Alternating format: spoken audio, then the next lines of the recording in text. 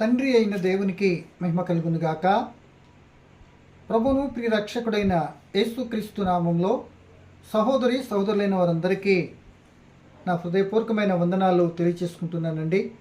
చిన్న ప్రార్థన చేసుకుని కార్యక్రమం ప్రారంభించుకుందామండి. పరిశుద్ధుడైన ప్రియ పరలోకపు తండ్రి, మహోన్నతుడా, దయగలిగిన మా నాయన, గత కాలమంతా నాయన భయంకర దుర్దినాల్లో ఏ మంచి లేకపోయినా మీ అపారమైన కృప కనికరం చేత కాపాడి తండ్రి, నేటికి మీ కుమారుడైన క్రీస్తు ప్రభుని భయంకర దుర్దినాల్లో కొద్దిపాటి నెమ్మదిని మీ పాదశనలు గడిపే కృపనిచ్చినందుకు కృతజ్ఞతలు తండ్రి. సమయంలో నాయన మీ కుమారుడైన క్రీస్తు ప్రభు రెండో రాకడలో శిష్యులతో ఏ సూచనలైతే చెప్పాడో ఆ విషయాన్ని కొద్దిగా ఆలోచించడానికి సిద్ధపడుతున్నాము తండ్రి. మీ ఆత్మ సహాయం చేయండి. వినబోతున్న ప్రియులైన వారందరూ ఆధ్యాత్మికంగా బలపడినట్లు, వినిస్తున్న బిడ్డలైన నన్ను మమ్మల్ని అందరినీ దీవించి మీ కృపలో బలపరిచి మీ రాకడకు సిద్ధపరచుమని, యావత్ ఈ కార్యక్రమానికి మీ సన్నిధి, మీ సహాయము, మీ ఆత్మ తోడ్పాటు మా అందరితో ఉంచి నడిపించి మీరే మహిమ పొందమని యేసు అధికారం కలిగిన నామమున ప్రార్థన అడిగి వేడుకుంటున్నాను మా తండ్రి. ఆమేన్. మంచిదండి ప్రియ దేవుని పిల్లలారా, ఈరోజు కూడా క్రీస్తు ప్రభు యొక్క రెండవ రాకడలో రెండవ భాగాన్ని కొద్ది నిమిషాలు మనం ఆలోచించడానికి ప్రయత్నించేద్దామండి. ఈ రెండవ భాగంలో ఏం మాట్లాడుకుంటున్నామంటే, మనము క్రీస్తు ప్రభు దగ్గరికి యేసు ప్రభుల వారు వచ్చి ఆ యెరూషలేము మందిరాన్ని చూపిస్తూ ఆ యెరూషలేము యొక్క పట్టణం యొక్క గొప్పతనాన్ని ఆయన చెప్తూ ఉన్నప్పుడు ఆయన కొన్ని మాటలు, మీరు చూస్తున్న ఈ పట్టణం ఉందే, ఈ యెరూషలేము మందిరం, అది నిలబడదబ్బాయి, రాతి మీద రాయి లేకుండా కూల్చబడిపోతుంది అని యేసు ప్రభు చెప్తారండి. ఆ సందర్భంలో ఇవి ఎప్పుడు జరుగును, నీ యుగ సమాప్తికి సూచనలేవి అని యేసు ప్రభుని అడుగుతారండి. ఆ సందర్భంలో జరగబోతున్న సంఘటనలు అప్పటికి జరుగుతున్నవి లేక ఇంకా జరగబోతున్నవి, ఆ క్రీస్తు ప్రభు వెళ్ళిన తర్వాత తిరిగి వస్తాను అని చెప్తున్న సందర్భంలో ఈ మధ్యలో జరగబోతున్న సంఘటనలకు సూచనలు యేసు ప్రభుల వారు తన శిష్యులతో చెప్పినట్లుగా లేఖనంలో మనం చూస్తూ ఉన్నాం. నేటి కాల సమయంలో క్రీస్తు ప్రభు మొదటి రాకడ కొద్దిగా అర్థమైతే, మనకి రెండవ రాకడలో ఆ రెండవ రాకడ గురించి ఎవరు చెప్పారు, ఏమని చెప్పారు, అది ఎలా అర్థం చేసుకునాలి అనేది ఇప్పుడు కొద్దిగా మనం అవగాహన కలిగి చదువుకొని అర్థవంతంగా లేఖనాల్లో ఉన్నటువంటి విషయాన్ని వివరించుకుంటానికి మనము సిద్ధపడదామండి. ఎందుకంటే ప్రియ దేవుని పిల్లలారా, యేసు ప్రభుల వారే స్వయంగా చెప్పారు, నేను వెళ్తాను మరలా తిరిగి వస్తాను అని చెప్పారు. కనుక ఆయన మాట అన్నారు అని అంటే తప్పనిసరిగా జరిగి తీరుతుంది. పర్వతాలు తొలగిపోవచ్చు, మెట్టలు తద్దరిల్లొచ్చు, సమస్తము మార్పు చెందొచ్చు, కానీ దేవుని మాట మార్పు చెందదు. ఆ క్రీస్తు ప్రభు పలికిన మాట అది జరగకుండా ఉండదు. తరాలు గడచవచ్చు, యుగాలు గడవచ్చు, సంవత్సరాలు ఇలా అన్నీ గడవచ్చు, కానీ వాగ్దానం చేసిన నమ్మదగిన వాడు కనుక ఆ వాగ్దానం తప్పనిసరిగా నెరవేరుస్తాడు, నెరవేర్చబడుతుంది అంటానికి యేసుప్రభు చెప్పినట్టు ఎన్నో సంఘటనలు మనకు కనబడుతూ ఉన్నాయి. ఆయన మరణాన్ని గురించి కూడా ఆయన ముందు చెప్పుకున్నారు.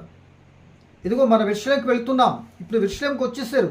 ఆ చివరి గడియలు, చివరి వారపు దినాల్లో ఈ యుగానికి ఆయన రాకడకు సూచనలు కూడా యేసుప్రభు చెప్తున్నారండి. ఈ చివరి వారంలో ఆ మందిరాన్ని ఆయన దర్శించిన సందర్భాలు, ఆ దర్శన సందర్భాలలో యేసు ప్రభుల వారు మరో రెండో పర్యాయం చెప్తున్నానండి, ఈ మందిరం రాతి మీద రాయి ఉండకుండా పడగొట్టబడుతుంది అన్నప్పుడు, ఈ ఎప్పుడు జరుగుతాయి నాయన, ఈ యుగ సమాప్తికి సూచనలేంటి మాకు చెప్పవా అని శిష్యులు ఆ విషయం తెలుసుకున్న ఎంతో ఆసక్తితో ఉన్నట్లుగా మనకు కనబడద్దండి.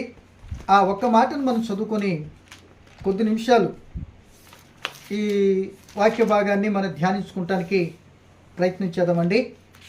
చూడండి ప్రియ దేవుని పిల్లలరా, మత్తయి రాసిన సువార్త 24వ అధ్యాయము మొదటి నుండి నేను చదువుతున్నానండి.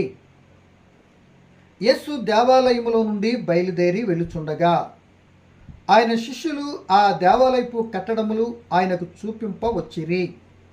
అందుకు ఆయన, మీరు ఇవన్నీ చూచుచున్నారు కదా, రాతి మీద రాయి ఒక్కటి అయినను ఇక్కడ నిలిచి ఉండకుండా పడద్రోయబడునని మీతో నిశ్చయంగా చెప్పుచున్నానని వారితో అనెను.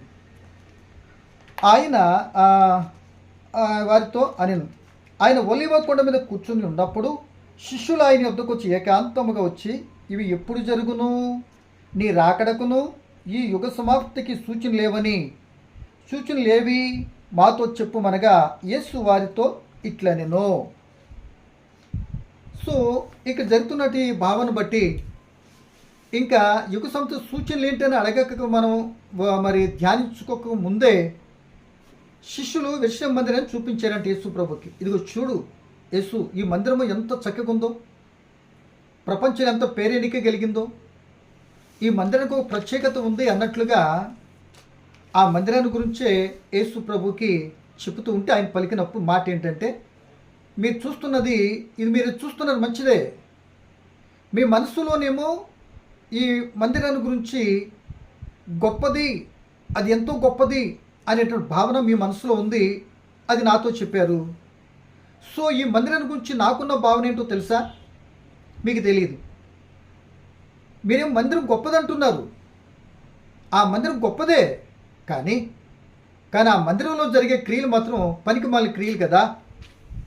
పెద్దవాళ్ళు అంటారు కదా, మేడి పండు చూడు మేలిమై ఉండు, పొట్ట విప్పి చూడు పురుగులు అన్నట్లుగా అంత గంభీరంగా కనబడుతూ అంత ఉన్నత స్థితిలో కనబడుతున్న ఆ మందిరము, దానిలో జరిగేటటువంటి క్రియలు మాత్రము, దానిలో మరి పాస్టర్స్గా యాజకులుగా ఉన్నటువంటి నాయకులు మాత్రము సరైనటువంటి వారు కారు అన్న సంగతి, ఆ భావన యేసుప్రభుల వారికి తెలుసు. ఆ ప్రజల యొక్క స్థితి ఏంటో యేసుప్రభుల వారికి తెలుసు. ఆ పట్టణ పరిస్థితి ఏమైపోతుందో కొన్ని దినాలకు యేసుప్రభుల వారికి తెలుసు. ఆ పరిస్థితి అంతా కూడా తెలిసి ఈయన బాధపడుతూ ఉంటే ఆ పట్టణాన్ని గురించి, ఆ ప్రజల గురించి, వాళ్ళ స్థితిని గురించి బాధపడుతుంటే వీళ్ళ మనసులో ఏముంది? పట్టణపు ఆ స్థితిగతులు చూపిస్తున్నారు. చూసారా, మనిషి యొక్క ఆలోచనకి దేవుని యొక్క విధానికి ఎంత తేడా కనబడుతుందో. అప్పుడు ప్రియ దేవుని పిల్లలరా, ఆ మందిరాన్ని గురించి వీళ్ళ చెప్పారు. సో ఈ మాటను మనం మందిరం గురించి వాళ్ళు ఇంతగా చెప్పారు అని అంటే, కొద్దిగా ఇప్పుడు మనం ఈ విషయం పూర్తిగా ఈ మాట చెప్పే టైంకి ఆ మందిరం యొక్క స్థితిగతులు ఎలా ఉన్నాయి, ఆ మందిరం యొక్క అసలు ఎలా ప్రారంభమైంది, అసలు దేవునికి ఉద్దేశం మందిరము అనుకున్న పరిస్థితుల్లో ఎక్కడి నుండి దేవుడు అలా ప్రారంభించాడు, ఇక్కడికి వచ్చేటికి మందిర పరిస్థితి ఎలా ఉంది అని ఒక్కసారి చరిత్రలోకి కానీ అలా వెళ్ళి మనం ఎలా వస్తే ఒక స్పష్టమైనటువంటి ఒక అవగాహన మనకు కలగడానికి అవకాశం ఉంటుందండి. ఇప్పుడు శిశు దేవాలయం చూపిస్తున్నారు, దీనికి ముందు ఏ పరిస్థితులు ఉన్నాయి, ఈ దేవాలయం చూపించే టైంకి ఈ మందిరం వచ్చేటప్పటికి ఎన్ని యుగాలు లేదా ఎన్ని పరిస్థితులు గడిచాయి అనేది మనం చూస్తే దేవుని వాక్యం మనకు బాగా అర్థం కావడానికి అవకాశం ఉంటుందండి. రేపు మాత్రము సూచనలు ఏవి అని అడిగారు కదా, ఆ సూచనలు ఏంటో రేపు వివరించుకుంటూ ప్రయత్నించేద్దాం.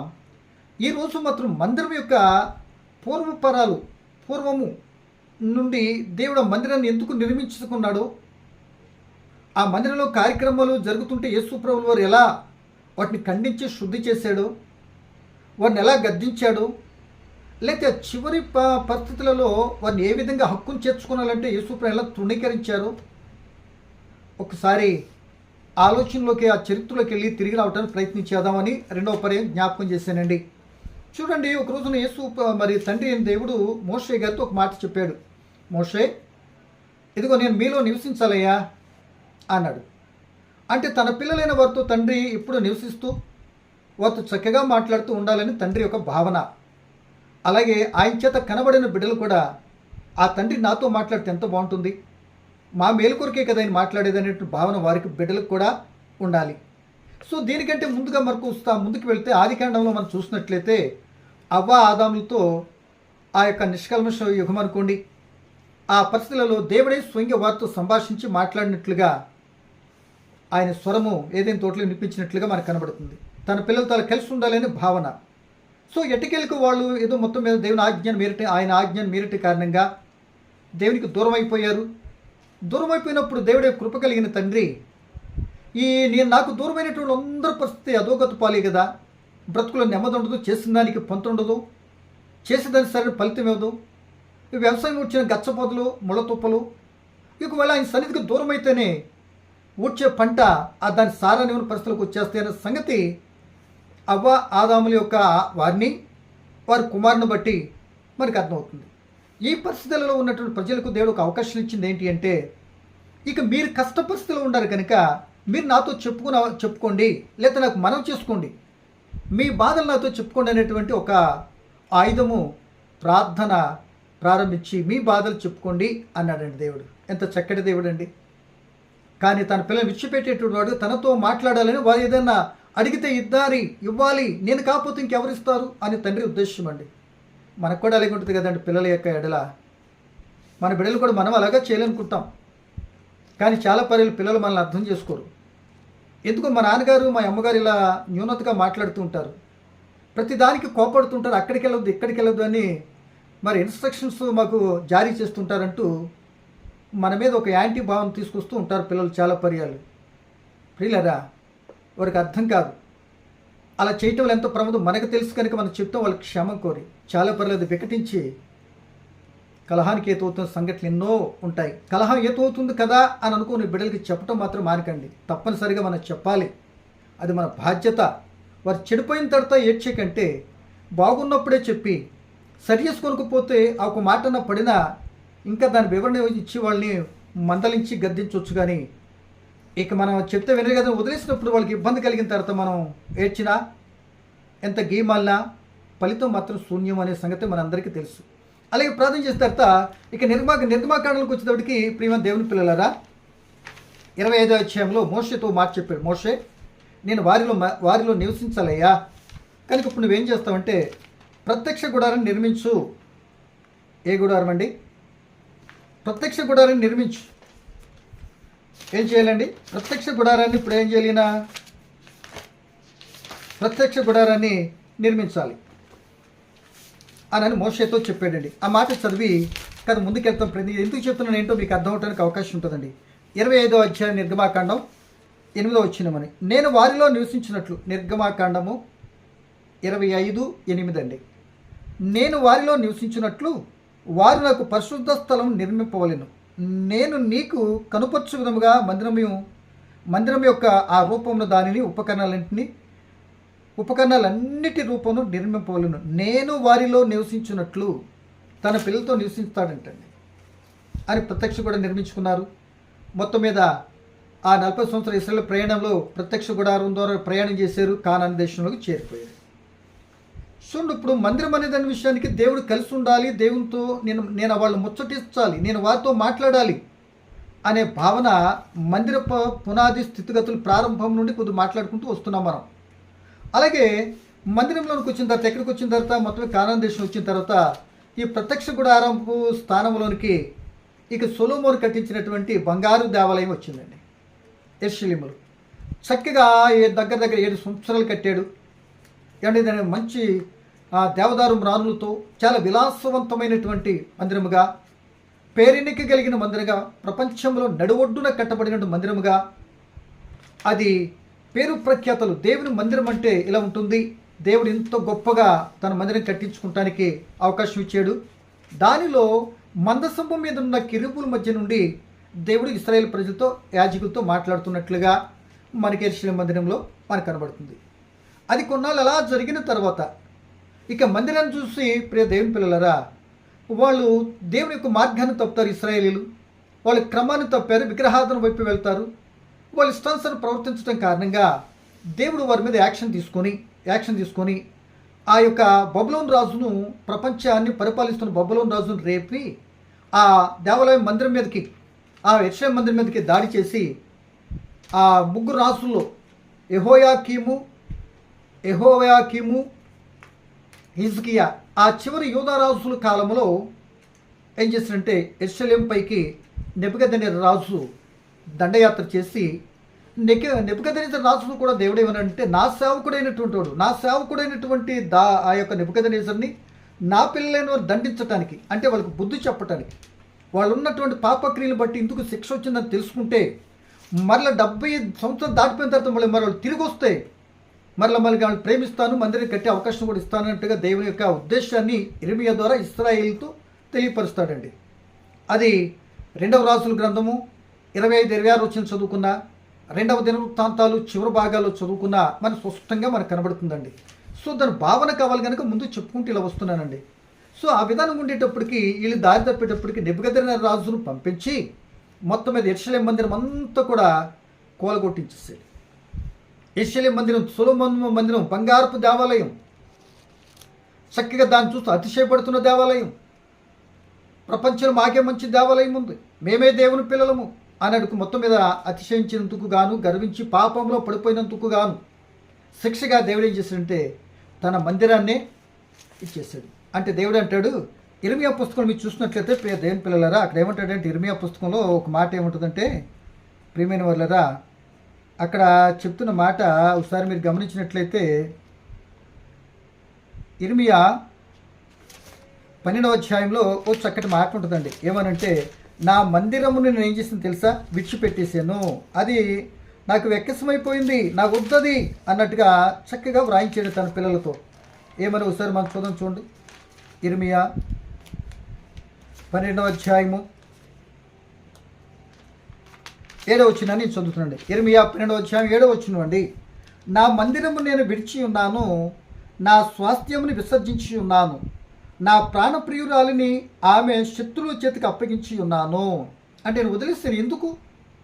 ఎందుకు అక్కడ నా మాట వినేటటువంటి వారు లేరు. వాళ్ళు ఇష్టానుసారం చేసుకున్నటువంటి స్థలములో నేనిచ్చే సౌఖ్యానికి గౌరవం లేకుండా, కృతజ్ఞతాభావం కూడా వాళ్ళకి తెలియకుండా, అసలు ఎంత భయంకర స్థితిలో ఉన్నప్పుడు వాళ్ళని ఐగుప్తుని విడిపించి ఇంతగా చేశాను, ప్రత్యక్ష కూడా నుంచి నడిపించాను, ఇదిగో స్వర్ణ దేవాలయ మందిరం, చక్కటి మందిరాన్ని కట్టించి ఆరాధించుకుంటానికి అవకాశం ఇచ్చాను.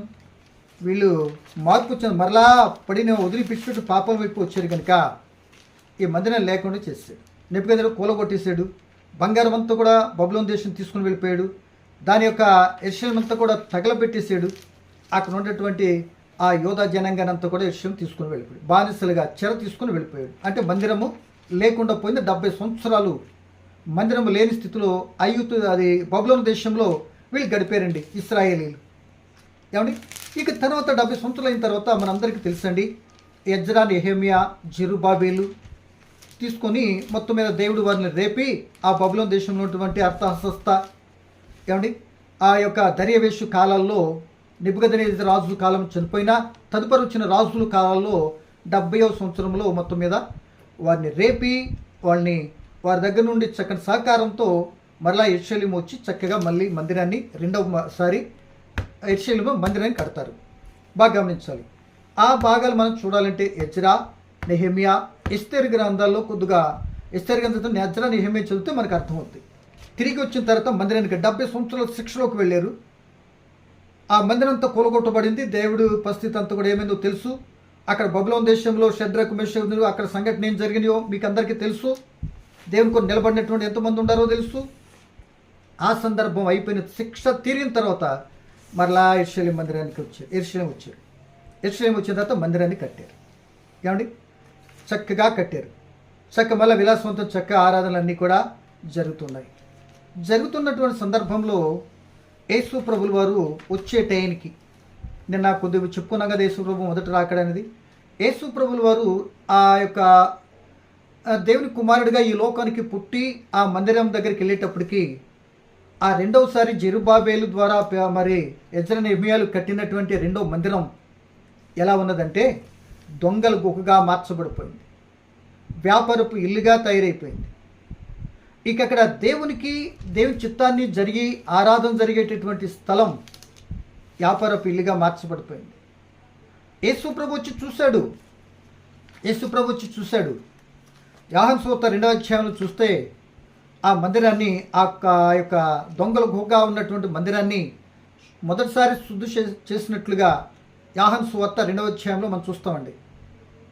ఏమండి, తదుపరి ఆ 3.5 సంవత్సరాలు ఆ పరిచర్య కాలంలో చివరి ఘట్టానికి వచ్చేసాడు. ఇక చివరి వరపు ఆయన తండ్రి దేవుడు కుమారుడు క్రీస్తుకు అప్పగించిన పనిని చివరి ఘట్టాలకు వచ్చేసాడు.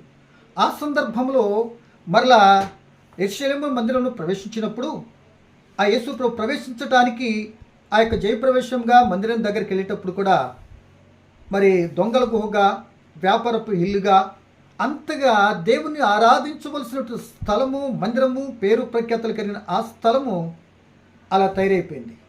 అలా తయారు చేసుకున్నారు. నిజ దేవుని ఆరాధించేటటువంటి లేదు, వ్యాపారాలు చేసుకుంటున్నారు. అండి దొంగలు అక్కడ పంచుకుంటున్నారు, వచ్చినటువంటి ఆదాయం పంచుకునేటువంటి వారికి అయిపోయారు. ఎవరు వీళ్ళు? దేవుని పిల్లలే, పాస్టర్సే, యాజకులు, మత పెద్దలు, పరిసయ్యులు, శాస్త్రులు, వీళ్ళే కదా అక్కడ నాయకులు. వీళ్ళందరూ కూడా బజార్ ఆ యొక్క ప్రధాన యాజకులు అదే అంగడి కూడా వ్యాపారపు అంగడిగా తయారైపోయింది. అలా తయారైనటువంటి ఆ రోజున అలా ఉన్నటువంటి ఆ నమూనా నేటి క్రైస్తవ సమాజంలో, నేటి కాలంలో ఎక్కడ చూసినటువంటి విషయాలు మనకు కనబడుతున్నాయండి. ఎక్కడ మీటింగ్ పెట్టండి, నూనె అంటారు, లేకపోతే పుస్తకాలు అంటారు, మరొకటి అక్కడ వ్యాపారాలు వెలిసిపోతున్నాయి. ఇక మీరు ముదురుడు పార అక్కడికి వెళ్తే ఇక నూనె స్పేర్ చేసేస్తాడు ఒక ఆయన. ఇక నూనె డబ్బాలు అమ్మేస్తున్నారు ఎక్కడ పడితే అక్కడ. ప్రియమైన దేవుని పిల్లలరా, అసలు అలా వ్యాపార పిల్లిగా చేసినందుకే దేవుని మందిరాన్ని పరిశుద్ధమైనది అపరిశుద్ధపరిచే కనుకొని కురడా చేసి యేసుప్రభు శుద్ధి చేశాడు. ఆ స్థితిని చూసి యేసుప్రభులు వారు ఏమన్నారో, ఆ పట్టణాన్ని చూసి యేసుప్రభులు ఎంత కలత చెందారో. అప్పటికి యేసుప్రభులు వారు 4-5 సార్లు తక్కువగా కొద్ది సమయం మాత్రమే యెరూషలేములో మరి ప్రయాణించి కొద్ది సమయమే సువార్త చేసినట్లు మనకు కనబడుతున్నది. ఈ చివరి ఘట్టము ఇక ఆయన జీవితంలో ఈ చివరి వారపు ఈ వారంలోనే సరే నా పిల్లలు విషయాన్ని తెలుసుకుంటే ఎంత బాగుంటుంది. నేను చేసేది వాళ్ళ మేలు కొరకు చేస్తున్నాను, మీరు చేస్తున్న తప్పు అని వాళ్ళు ఎట్టి స్థితిలో ఉన్నారో వారి గురించి చెప్పాడు. మీ స్థితి ఇది, మీ మందిరం ఇలా కాపోతుంది, మీరన్నా మారు మనసు పొంద, ఈ దినం మందిరం, ఈ నీ సమయం మందిరం అని అంటూ చక్కగా యేసుప్రభుల మందిరము ఇంకా లోనికి వెళ్ళక క్రితమే మందిరాన్ని గుర్చి ఏడ్చినట్లుగా మనకు కనపడుతుంది. ఈయనేమో ఏడ్చేటట్టు ఇంత బాధతో వాళ్ళ స్థితిని బట్టి వాళ్ళు మార్పు చెందితే ఎంతో బాగుంటుంది అని యేసుప్రభులను మందిరం చూసి కూలగొట్టబడుతుందని యేసుప్రభుల బాధతో ఉంటే, ఆ మందిరాన్ని చూపించి శిష్యులేమో చూడు నాయనా ఎంత చక్కగుందో అని ఆ మందిరాన్ని గురించి ఆయనకి చెప్తున్నారు. చూసారా, ఇద్దరు ఆయన శిష్యులే. గురువుగారి మనసులో ఉన్నది శిష్యుడికి మాత్రం అర్థం కాల. దాని వివరణ చెప్తున్నాడు. చూడండి, ఇప్పుడు మనం చదువుకుంటున్నాం. చూడండి, ఆ యొక్క మందిరాన్ని దగ్గరకు వచ్చినప్పుడు యేసుప్రభు మందిరం చూసి ఏం చేశాడు ఒకసారి 2 మాటలు మనం చదువుకొని ఈ రోజుకి మనం ముగించుకుంటానికి ప్రయత్నించేద్దామండి. ఈ రోజుకి మనం ముగించుకుంటూ ప్రయత్నించేద్దాం. చూడండి, మత్తయి రాసిన సువార్త 23వ అధ్యాయము 32వ వచనం నేను చదువుతున్నానండి. 31 నుండి మనం చదువుకుంటే ఇంకా బాగుంటుందండి. 31 మత్తయి రాసిన సువార్త 23:31 అందువలన మీరు ప్రవక్తలను చంపిన వారి కుమారులై ఉన్నారని మీ మీద మీరే సాక్ష్యం చెప్పుకొనుచున్నారు. మీరును మీ పితరులు పరిమాణం పూర్తి చేయుడి. సర్పములారా, సర్ప సంతానమా, నరక శిక్షను మీరు ఎలాగో తప్పించుకుందురు. అందుచేతనే ఇదిగో నేను మీ యొద్దకు ప్రవక్తలను, జ్ఞానులను, శాస్త్రులను పంపుచున్నాను. మీరు వారిలో కొందరు చంపి సిలువ వేయుదురు, కొందరు మీ సమాజ మందిర కొర్రలతో కొట్టించి పట్టణమునకు తరుముదురు. నీతిమంతుడైనటువంటి హేబేలు రక్తం మొదలుకొని బలిపీఠం వరకు, దేవాలయమునకు మధ్య మీరు చంపిన బరకియా కుమారుడు జకరియా రక్తం వరకు భూమి మీద చిందించబడిన నీతిమంతుల రక్తం అంతా మీ మీదకి వచ్చును. ఇవన్నీ ఈ తరం వారి మీదకి వచ్చును, మీతో నిశ్చయంగా చెప్పుచున్నాను అని ఆ పట్టణానికి దగ్గరికి వెళ్ళగానే వాళ్ళ స్థితి చెప్తున్నాడు. ఏమని? మీరు ప్రవక్తలను చంపినటువంటి కుమారులు, మీ పరిమాణం మీరు పూర్తి చేయండి. మీరు ప్రవక్తలను చంపారు, హింసించారు, వారిని పట్టణానికి తరిమేశారు. అది మీ స్థితి. ఎందుకలా తరిమారు? నా పిల్లలై ఉండి ఇప్పుడు మీరు ఏ విధంగా మార్చబడిపోతే అలా చేస్తున్న పని. సర్ప పిల్లలు, సర్పములారా, సర్ప సంతానమా అంటున్నాడు. ఇదే మాట యోహాను గారు కూడా అన్నారండి. ఏమండి? సర్ప సంతానమా, రాబో ఉగ్రతం తప్పించి మీకు బుద్ధి చెప్పినవాడు ఎవడంటాడు యోహాను గారు కూడా. ఇదే 3వ అధ్యాయం మీరు చదువుకుంటే. ఇక్కడ యేసు ప్రభు అంటున్నాడు సర్ప సంతానమా అంటే దాని అర్థం ఏంటండి? పాము పిల్లలారా. అదేంటి? సాక్షాత్తు దేవుని స్వాస్థ్యమైన పిల్లలు, దేవుని పిల్లలు, వారు వారు నా పిల్లలు, నేను వారికి దేవుణ్ణి అని దేవుడి స్వయంగా పలికిన సందర్భాలలో ఎన్నో ఉన్నాయి. అటువంటి వారిని ఆయన అంటున్నాడు, పాము పిల్లలారా, అంటే సర్పములారా, మీ తండ్రులారా. సర్పం అంటే మీ పెద్దవాళ్ళు. మీరు ఏం చేశారు? పితరులైనటువంటి వారి ఆ ప్రవక్తలను చంపేశారు. ఇప్పుడు పాము పిల్లలారా అంటే మీ పితరులైన పెద్దలకు పుట్టిన పిల్లలారా, మీరు ఏం చేస్తున్నారు? మీరు వాళ్ళ పట్టణాన్ని తరుముతున్నారు, హింసిస్తున్నారు, మీరు కూడా చంపేస్తున్నారు. మీరు ఆ చిందించిన రక్తము మీ మీదకి రాబోతుంది శిక్షగా. సో ఈ దినమందైనా సరే ఒకసారి నేను చెప్పే మాట విని ఆ నరక శిక్ష నుండి ఆ విధానం తప్పించుకుంటారని చివరిసారిగా మీకు చెప్తున్నాను. ఎన్నో బోధలు చేశాను. 3.5 సంవత్సరాల యూదయ, గలిలయ, పరిసర ప్రాంతాలు అన్నీ తిరిగి ప్రతి మాట మీ క్షేమం కొరకే చెప్పాను. మీరు మార్పు చెందాలనే చెప్పాను. మీ జీవితాలు సరిదిద్దుకున్నాలని చెప్పాను. సూటిగా మీరు చేస్తున్నది తప్పు, తద్వారా ప్రమాదం వస్తుంది, ఆ స్థితిని మార్పు చెందండి, మారు మనసు పొందండి అని ఎన్నిసార్లు చెప్పినా ఒకసారి అన్నారు, నువ్వు దెయ్యం పట్టినవాడు అని యేసు ప్రభుని అన్నారు. నీకు మతి చెల్లించిందయ్యా యేసు అని అన్నారు. ఇదిగో ఇక్కడ కాదు, ఎక్కడో బయటికి వెళ్ళి చెప్పుకో, మా ఊర్లో ఎందుకు అని తులనాడారు. ఏంటి ఒక్కటి కాదు కదండి, దేనికి అధిపతి, తిండిపోతు, త్రాగుబోతు అన్నారు. అయినా మీ పట్టణంలో మీ క్షేమం కొరకే నేను పనిచేశాను అంటున్నాడు. పిల్లరా, యేసు ప్రభును నేర్చుకోవాల్సింది ఇదే. మనం ఇన్ని మాటలైన భరిస్తూ ఉన్నా దేవుడు తనకు అప్పగించిన పనిని చివరి వరకు నమ్మకముగా చేసినటువంటి ప్రభువుగా మనకి కనబడుతున్నాడు. ఆయన చివరిలో కూడా అంటున్నాడు, వాళ్ళ స్థితిని చెప్పాడు. మీరు హంతకులు, రక్తం చిందించినటువంటి వారు, సర్పములు, పాములు మీరు. నా పిల్లలు సాతాను సొత్తు అయిపోయారు.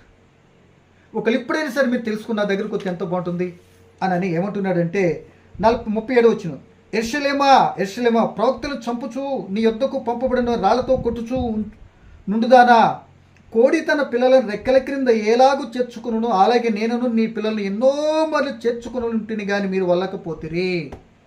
కోడి తెలుసు కదండి, ఆయన కోడిగా ఉండి రాబోతున్న ప్రమాదం కోడి పిల్లలకి తెలియదండి. అవి బయటకు వచ్చి అమ్ముంది కదంటే ఎక్కువ కూసుకుంటూ తింటుందండి. కానీ రాబోతున్న ప్రమాదం పక్కనుండో ఎక్కడి నుండి వస్తుందో కోడి పిల్లలకి కూడా తెలియదండి.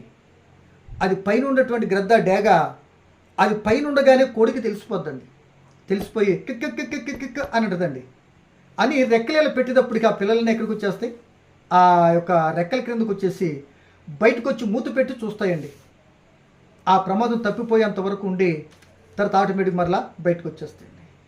సో మీకు ప్రమాదం వచ్చేస్తుంది, అలా కోడిలాగా నేను రెక్కల కింద చేర్చుకుని ఎన్నో మార్లు ప్రయత్నం చేశాను, మీరు వినలే, వల్లపడదన్నారు, మీ స్థితి మీకు విడిచిపెట్టేస్తున్నాను అన్నాడు యేసు ప్రభువు వారు. ప్రియ దేవుని పిల్లలారా, నీకు ఎన్నిసార్లు చెప్పిన లోబడకపోతే హఠాత్తుగానే మరణం వస్తుందని సొలొమోను గారు మహాజ్ఞాని చెప్పారు కదండి.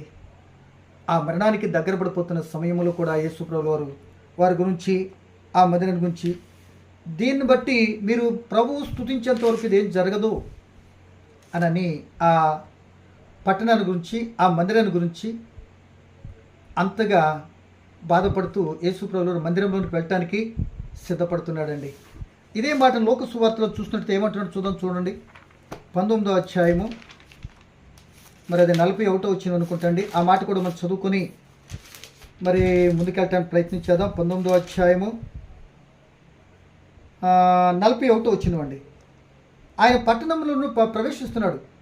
పట్టణంలో ప్రవేశించగానే ఆ పట్టణం గురించి చెప్తున్న మాట దీనిలో అదే భావనతో వ్రాయబడింది. లోక సువార్త 19:41 అండి. ఆ పట్టణం సమీపించినప్పుడు యేసు దానిని, మరలా చదువుతున్నాను, ఆయన పట్టణమునకు సమీపించినప్పుడు దానిని చూచి దాని విషయమై ఏడ్చి, నీవు నీ దినమందైనను సమాధాన సంబంధమైన సంగతులను తెలుసుకునేలా నీకెంతో మేలు, కానీ ఇప్పుడు నీ కన్నులకు మరుగు చేయబడి ఉన్నవి. ప్రభువు నిన్ను దర్శించగల ఎరుగుకుంటేవి కనుక నీ శత్రువు నీ చుట్టూ గట్టు కట్టి ముట్టడి వేసి అన్ని ప్రక్కలను నిన్ను అరికట్టి నీలోనున్న నీ పిల్లలతో కూడా నిన్ను నేల కలిపి నీలో రాతి మీద నిలిచి ఉండని అని దినము వచ్చుచున్నదని ముందే చెప్పేశాడు. ఆ ప్రజలందరికీ చెప్పేశాడు. ఏమండి, అప్పుడు ఈ శిష్యులకి ఎక్కలే. ఇక్కడ చెప్తున్నాడు, ఈ నీ దినముందైనను అని అంటున్నాడు. ఈ చివరి రోజైనా సరే నువ్వు సమాధాన సంబంధమైనటువంటి విషయం తెలుసుకుంటే ఎంత మేలు. ఇట్లా తెలుసుకుంటూ ఎన్నో పర్యాలు నేను దర్శించా, కానీ నువ్వు తెలుసుకోలే. ఇది మన జీవితాలకు ఒకసారి అప్లై చేసుకుని మాట్లాడుకుందాం. చాలా పర్యాలు మన జీవితంలో కూడా దేవునికి వాక్యం ద్వారా, దాసుల ద్వారా అనేక మందికి ఎన్నో కష్ట నష్టాలు కలతలు కలిగినప్పుడు మాట్లాడిస్తూ ఉంటాడు దేవుడు. మొత్తం మీద మన కాలాన్ని బట్టి మాట్లాడుతున్నాను. మొత్తం మీద వాళ్ళు విని దాన్ని బట్టి ఎట్టకేళ్ళకు కొంత మార్పు చెందుతారు. కొన్ని రోజులు ఉన్న తర్వాత మరలా పాత బాణీలోకి వెళ్ళిపోతారు. ఎన్నో పర్యాలు చెప్పినా సాధారణంగా వినరండి. ఎప్పుడు దెబ్బ తగిలితే అప్పుడు ఈసారి వచ్చేస్తానండి ప్రార్థనకి, ఈసారి స్థిరపడిపోతానండి, ఈసారి అలా చేయనండి అని ఏదో మనుషులతో చెప్తున్నారు, కానీ ఈ మాట దేవునితో చెప్తున్నట్టు అవగాహన వరకు ఉండదు. కనుక ఉండట్లేదు. అలాగే ఎన్నో పర్యాలు మిమ్మల్ని దర్శించాను, మీరు పట్టించుకోలేదు. ఏం జరిగింది వీళ్ళకి? ఏం జరిగింది? నీకు నాకు కూడా అదే జరుగుతుంది. అలా పట్టించుకుని పోవడం కారణంగా హఠాత్తుగా ఏమో తెలుసా, ఏదో ఒక రోజు నీ చిట్టాన్ని ముగించేస్తాడు. అంటే దాని అర్థము అవకాశాలు ఇస్తున్నాడు, కాపాడుతున్నాడు అంటే బాగుపడిన తర్వాత నీ ఇష్టం వచ్చిన తిరగమని మాత్రం కాదు. బాగుపడినటువంటి దేవుని ఘనపరుస్తూ ఆయన కొరకు జీవించటమే ఆ యొక్క బ్రతుకు విలువ. అలా చేయటమే న్యాయము, ధర్మం కూడా. అలా కాకపోతే మన బ్రతుకు కాలగతులన్నీ దేవుని స్వాధీనం మంది ఉన్నాయి. ఏ రోజున ఏ క్షణాన్ని ఎవరు చిట్టా ముగిస్తాడు ఎవరికి కూడా తెలియదు. ఏదో పర్వాలేదులే, బాగు చేసేళ్ళు అయిపోందులే అనుకో మన ఇష్టం వచ్చినట్టు తిరుగుతూ ఉన్నట్లయితే అన్ని టైర్లు నీవి కాదు. అన్ని సందర్భాలు నువ్వు అనుకున్నట్టు ఉండదు పరిస్థితులు. నువ్వు అనుకున్న గడియలో నీ చిట్టా ముగించేస్తాడు. అది రాకుండా ఉండాలి అంటే ఈ జరుగుతున్న సంఘటనలు నీ జీవితంలో ఎప్పటికైనా సోదరుడా సహోదరి మార్చుకొని జీవితాన్ని. ఒకళ్ళు ఈరోజు ఈ రాకడ సమయం బట్టి అందుకే నీకు చెప్తున్నాడు దేవుడు. గ్రహించమని ప్రభుని బట్టి నీకు జ్ఞాపకం చేస్తున్నా. వెళ్ళి చెప్పుకుంటూ వచ్చిన తర్వాత ఆ పట్టణాన్ని గురించి ఏడ్చాడట. ఆయనకి ఎందుకండి ఏడ్పు? ఏమండి, ఆయనకెందుకు? మనం ఎలా పోతే మనకెందుకు, ఆయనకెందుకు అంటే మన కొరకు తన ప్రాణాన్ని పెట్టడానికి వచ్చినటువంటి ఆయన ఏడ్చాడు అని బైబిల్లో 3 పర్యాలు మనకు కనబడుతుంది. యేసుప్రభువు ఏడ్చింది. ఇదిగో ఇక్కడ కనబడుతుంది. మత్తయి సువార్త 23, లోక సువార్త 19:41, యోహాను సువార్త 11:35లో లాజరు గారి యొక్క మరణం సందర్భంలో కన్నీరు విడిచినని కనబడుతుంది. ఈ మాటనైతే పౌలు గారు హెబ్రీ సంఘానికి 5:7లో రాస్తూ, హెబ్రీలు 5:7లో ఆయన కన్నీరుతోనూ రోదనతోనూ ఆయనతో మరణం రక్షించగలనుకుని ప్రార్థనలు యాచనలు చేశాడట. ఎప్పుడు? శరీరధారిగా ఉన్నప్పుడు. పౌలు గారు 3వ పర్యాయం రాస్తున్నాడు. కానీ 3 పర్యాలు యేసుప్రభువు వారు ఏడ్చారు. ఇప్పుడు దేవుని పిల్లలరా, అంటే మనం కూడా బిడ్డలను బట్టి ఏడుస్తూ ఉంటాం. అయ్యో వీడు వినట్లేదు కదా, భర్తను బట్టి భార్య, లేదా రకరకాల స్నేహితులు బట్టి మరొకరు, పెద్దవాళ్ళని బట్టి చిన్నవాళ్ళు, చిన్నవాళ్ళని బట్టి పెద్దవాళ్ళు కూడా ఏడుస్తున్న సంఘటనలు కనబడుతున్నాయి. కారణం, ఇట్టి స్థితి ఉంటే రేపు పొద్దున్నకి ప్రమాదం వస్తుంది కదా. ఇట్టి స్థితిలో ఈ తాగుడు, ఈ శరీర క్రియలు, ఇటువంటి రుగ్మతో ఉన్నటువంటి క్రియలతో ఉండటం కారణంగా వాళ్ళ జీవితం ఏదో ఒక రోజు వాళ్ళు చేసుకుని నెత్తి మీదకి వచ్చినప్పుడు ఊపిరాడనటువంటి శ్రమ అనుభవించాలి కదా అని ఆయన ఎన్నిసార్లు చెప్పి విననప్పుడు వాళ్ళ గురించి మనం కూడా ఏడ్చిన రోజులు మన చేతులు ఎన్ని లేవు. బిడ్డల కొరకు మనము తల్లిదండ్రులుగా, భర్త కొరకు భార్య, భార్య కొరకు భర్త ఈ రోజున ఏడుస్తూ ఎవరికి చెప్పుకోలేని పరిస్థితిలో ఉంటున్నాయి సంఘటనలు. ఆయన సమయం మించిపోలేదు. ఈ రోజున ఇప్పుడైనా ఆ సమస్యకు కారణం ఏంటో గుర్తెరిగి ఆ దేవుని చెంతకు వస్తే తప్పనిసరిగా ఆ ప్రమాదాన్ని తప్పించుకునే అవకాశం నీ చేతిలో ఉంది. అయిపోలేదు, ఎక్కడితో నీ జీవితం అక్కడ అంతమైపోయిందని అన్నట్లే ఉంది. కనుక ఆ విషయం గుర్తెరగాలి అని, అలా గ్రహించి మరలా దేవునిలోనే సరి చేసుకుంటానికి అవకాశం ఉందని గుర్తెరగాలని ప్రభుని బట్టి మీకు జ్ఞాపకం చేస్తున్నా. అలా చేసుకుంటారని కూడా ప్రభువు నేను ఆశిస్తున్నా.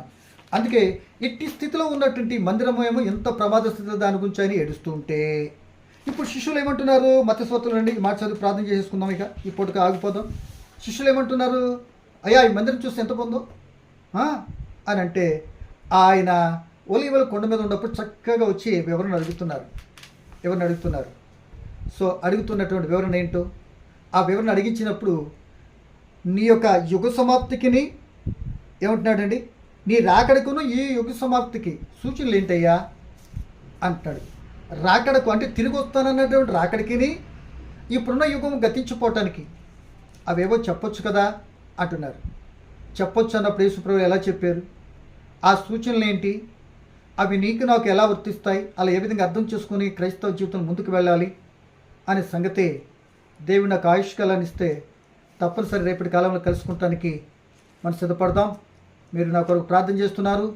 వింటున్న బిడ్డలందరికీ నేను ప్రార్థన చేస్తున్నాను. దేవుడి మాటలు మన వెనుకలో దించునుగాక. చిన్న ప్రార్థన. పరిశుద్ధుడా పరమ తండ్రి, పలకబడిన మాటలో పరమార్థమేంటో నీ బిడ్డలను మేము గమనించి మీ చిత్తం ఎరిగి బ్రతకడానికి మాకు నేర్పించండి. ఈ భయంకర జరుగుతున్న దుర్దినాలు, భయంకర సంఘటనలు నాయనా మీరు అక్కడికి సిద్ధపడి ఆత్మ తోడ్పట్టిమని, విన్న మాటలో ఉన్న భావన అర్థం చేసుకుంటా జ్ఞానం నిమ్మని, నీ చిత్తం ఎరిగి బ్రతక నేర్పించమని, సమస్తంలో మాకు తోడు ఉండమని యేసు నామమున ప్రార్థన అడిగి వేడుకుంటున్నాను తండ్రి. ఆమేన్. వందనాలండి.